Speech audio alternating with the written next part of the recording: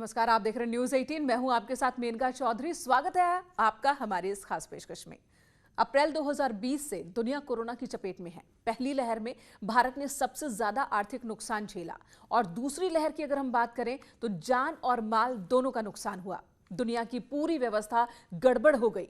देश में भी लाखों लोग बेरोजगार हो गए, लेकिन इस मुश्किल वक्त में मदद के लिए हाथ भी बढ़े, जिसका जिक्र सुप्रीम कोर्ट में भी हुआ। सुप्रीम कोर्ट ने रोजगार के हिट मॉडल की तारीफ की और वो मॉडल है योगी का।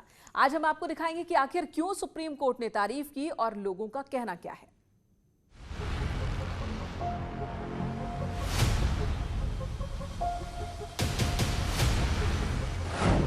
कोरोना काल में बेहतर सरकार कौन?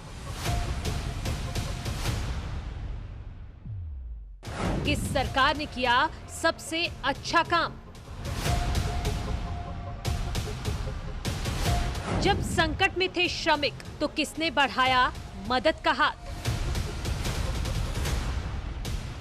विपक्ष भी कोरोना काल में प्रभावित श्रमिकों को लेकर सवाल उठाता रहा है। सरकार पर गरीब मजदूरों की उपेक्षा के आरोप लगे। जिन लोगों की नौकरियां चली गईं, उनको लेकर कई बातें कही गई, लेकिन इन सवालों के बीच सुप्रीम कोर्ट ने योगी मॉडल को सराहा है। देश की सर्वोच्च अदालत ने योगी सरकार की तारीफ की है।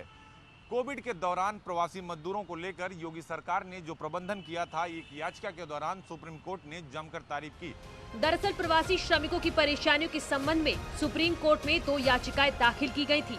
दोनों याचिकाओं पर सुनवाई के दौरान कोरोना काल में यूपी सरकार के उठाए गए कदमों का जिक्र किया गया। कहा उनको रोजगार देने के साथ साथ उनके रहने और खाने की व्यवस्था भी उत्तर प्रदेश सरकार ने की। याचिका की सुनवाई के दौरान सुप्रीम कोर्ट ने इस बात का भी जिक्र किया कि कोविड प्रबंधन में उत्तर प्रदेश ने अच्छे काम किए हैं, तो निश्चित तौर पर ये तैयारी है सरकार की, उसको लेकर सुप्रीम कोर्ट ने तारीफ की है और कई सारे आंकड़ों का जिक्र किया। कोविड महामारी के दौरान बड़ी संख्या में दूसरे प्रदेशों से श्रमिक यूपी आए। यूपी सरकार ने श्रमिकों के पंजीकरण से लेकर स्किल मैपिंग तक कार्य किया। सुप्रीम कोर्ट ने इसे महत्वपूर्ण कार्य माना। रोजगार दिया गया, उनके रहने खाने और दवाई की भी व्यवस्था की गई। इसको लेकर सुप्रीम कोर्ट ने जमकर तारीफ की है। घर पहुंचाने के बाद उनके रोजगार की चिंता थी, घर पहुंचाने के बाद उनकी लाइवलीहुड की चिंता थी, क्योंकि जो लोग बाहर काम करते थे यहाँ पर आए। हमने उनकी मैपिंग कराई, स्किल मैपिंग कराई। जो लोग इंडस्ट्रीज में काम करते थे, अनऑर्गेनाइज सेक्टर्स के अंतर्गत भी बहुत सारे लोग काम करते थे।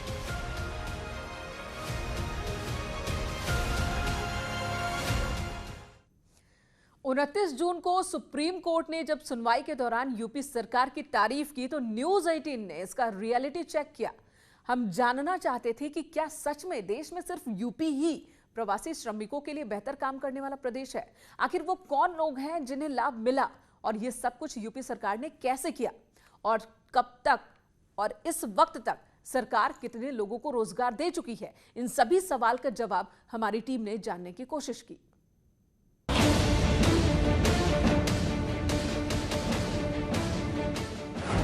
लखनऊ, गोरखपुर, भदोही और यूपी के कई जिलों में न्यूज 18 ने मजदूरों और श्रमिकों से बात की। हमने मंत्री से पूछा, हमने अधिकारियों से जाना कि आखिर योगी सरकार ने कोरोना काल में प्रवासी मजदूरों के लिए कैसे और क्या काम किया। 2020 में कोरोना की वजह से पूरा देश लॉकडाउन था। यूपी के श्रमिक कई राज्यों में फंस गए थे। श्रमिकों को खाने पीने की समस्या होने लगी। ऐसे में यूपी सरकार ने यूपी के लोगों को लाने के लिए ट्रेन की व्यवस्था कराई। लाखों की संख्या में श्रमिक दूसरे राज्यों से यूपी पहुंचने लगे, लेकिन श्रमिकों को घर तक पहुंचाने की चुनौती बड़ी थी। इस मुश्किल को हल करने के लिए यूपी सरकार ने रोडवेज बसों को उतार दिया और कोरोना की जांच के बाद लोगों को घर तक पहुंचाने का काम किया गया। यूपी सरकार ने 37 लाख से ज्यादा मजदूरों को सुरक्षित घर पहुंचाया।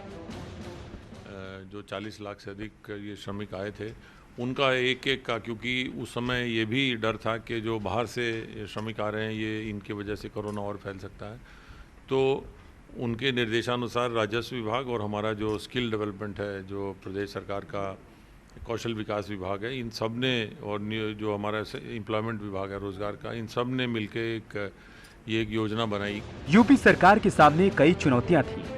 श्रमिकों को घर पहुंचाने के बाद उन्हें रोजगार देना जरूरी था, क्योंकि उस वक्त किसी को पता नहीं था कि कोरोना वायरस कितने दिनों तक रहेगा। इसलिए यूपी सरकार ने श्रमिकों को रोजगार देने की योजना तैयार की कि जो भी जिस भी गांव में हमारे ये श्रमिक आ रहे हैं वहाँ पर उनका एक डेटाबेस बनाया जाए और डेटाबेस में पूरा अंकित हो, उनका कहाँ से आए हैं, कौन से गांव के हैं, उनका टेलीफोन नंबर क्या है, तो और उनकी स्किल क्या है। सबसे ज़्यादा ज़रूरी तो उसमें जो स्किल का डाटा डाला गया कि वो जहाँ से आए वहाँ क्या करते थे। तो उस हिसाब से फिर जब ये संख्या पूरी हुई तो फिर उनका क्लासिफिकेशन किया गया और क्लासिफिकेशन करके फिर उनके स्किल वार उसको डिवाइड किया गया। हर जिले में श्रमिकों के स्किल को पहचाना गया। राजमिस्त्री से लेकर इंजीनियरिंग से जुड़े लोगों का चयन किया गया और स्थानीय स्तर पर काम मुहैया करवाया गया। तो जहां एक और मनरेगा में कार्यक्रम को तेज किया गया, रिकॉर्ड लगभग 50 लाख से अधिक जो है हमारे श्रमिकों को रोजगार उस समय कोरोना के बावजूद भी उस समय गाँव में मिलता रहा। यूपी सरकार ने सबसे ज्यादा काम मनरेगा में दिया। मनरेगा में 75 लाख से ज्यादा श्रमिकों को काम दिया गया।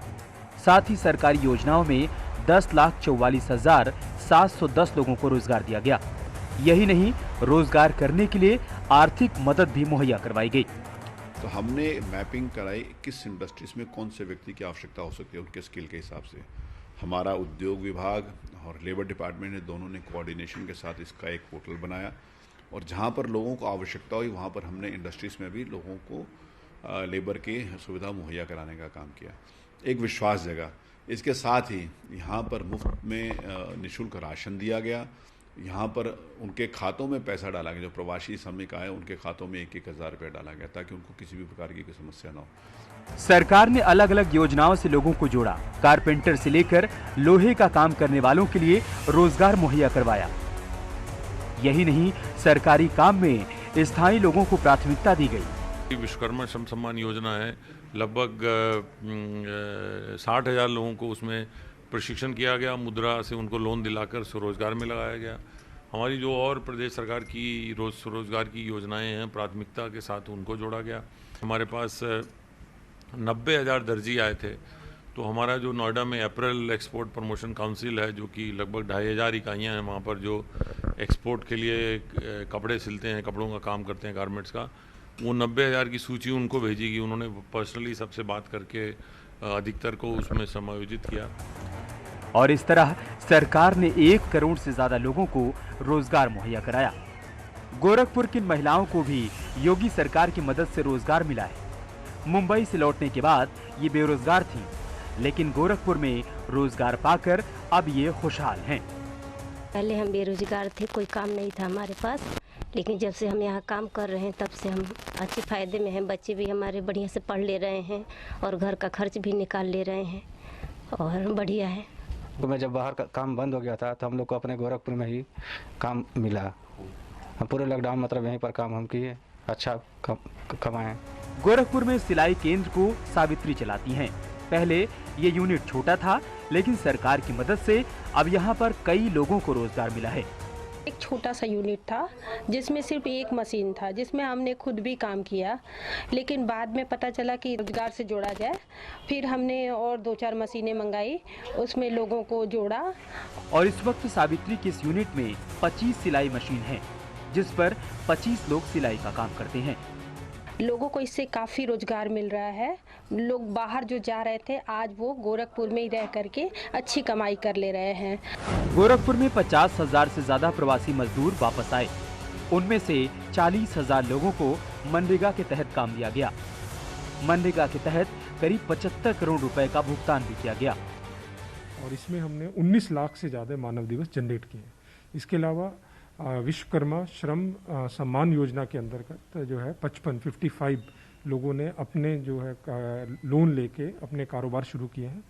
4 लोग ऐसे हैं जिन्होंने इंडस्ट्री भी अपनी लगाई है, जो लुधियाना से आए थे। इन्हें भी प्रवासी मजदूर आए गए थे, उनको यहाँ सेटल्ड किया गया है और उसमें बहुत अच्छा रिस्पांस हमें प्रवासी मजदूरों की तरफ से मिला है। उनके सहयोग, उनकी जो मेहनत के कारण बहुत सारे प्रवासी मजदूर यहाँ पे सेटल भी हुए।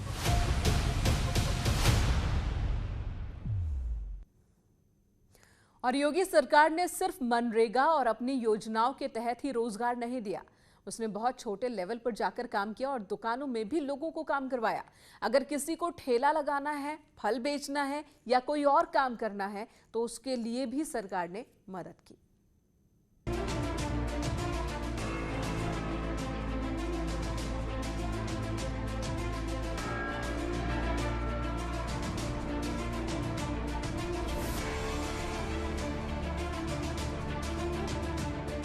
ये तस्वीरें जौनपुर की हैं।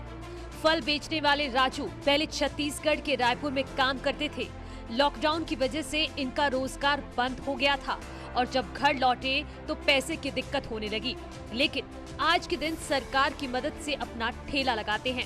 योगी सरकार को हम धन्यवाद, बहुत बहुत धन्यवाद देते हैं और आगे चल के ऐसे ही सहयोग मिलता रहे।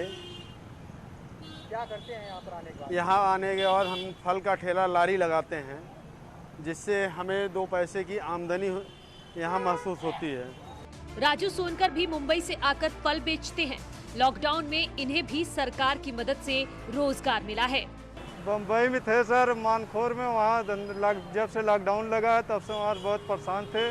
अब यहाँ यूपी में आए हैं, योगी सरकार मुझे बहुत अच्छी व्यवस्था दी है, ठेला चला रहे हैं, आराम से कमा खा रहे हैं। यहाँ की पुलिस प्रशासन बहुत अच्छी है, बोल नहीं रही है। जौनपुर के आनंद यादव पहले मुंबई के पास नाला सोपारा में रहते थे। इनकी भी नौकरी कोरोना की वजह से चली गई और घर लौट आए। यहाँ पर अब मेडिकल स्टोर में काम करते हैं। यहाँ पे हम एक मेडिकल में काम करते थे सर, ठीक सर, और वहाँ पे अर्थव्यवस्था खराब होने के कारण से हम अपने परिवार को लेकर गाँव चले आए। ठीक सर, यहाँ पे आने से हमें योगी सरकार ने बहुत मदद की है।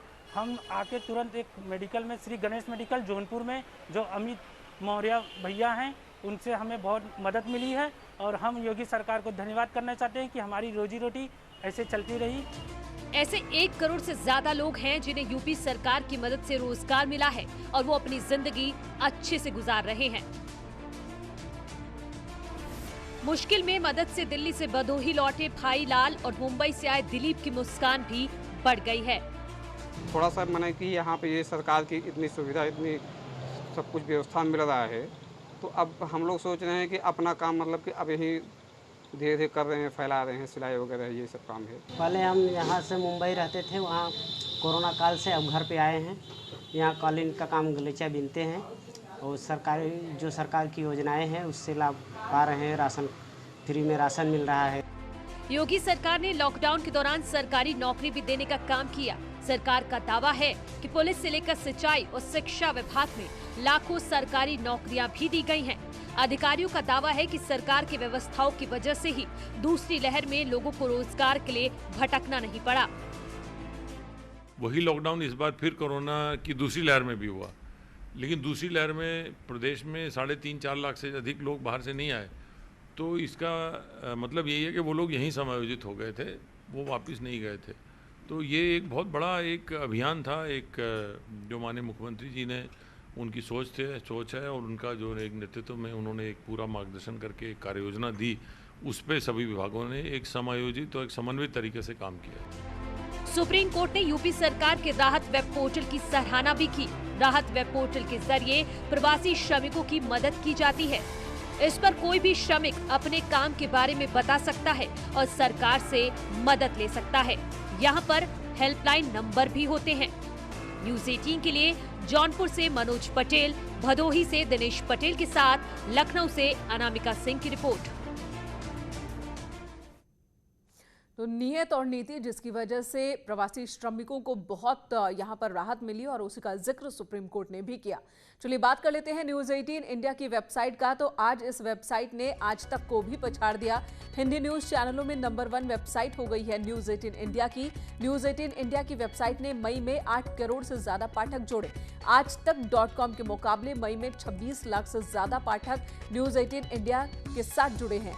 हिंदी न्यूज चैनल्स की वेबसाइट में न्यूज़ 18 इंडिया की वेबसाइट के सबसे ज्यादा पाठक।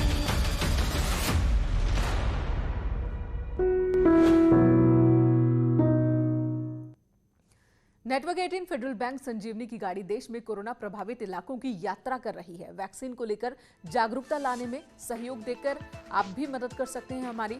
आपको दिखाते हैं आज संजीवनी की गाड़ी किन किन इलाकों का दौरा कर रही है।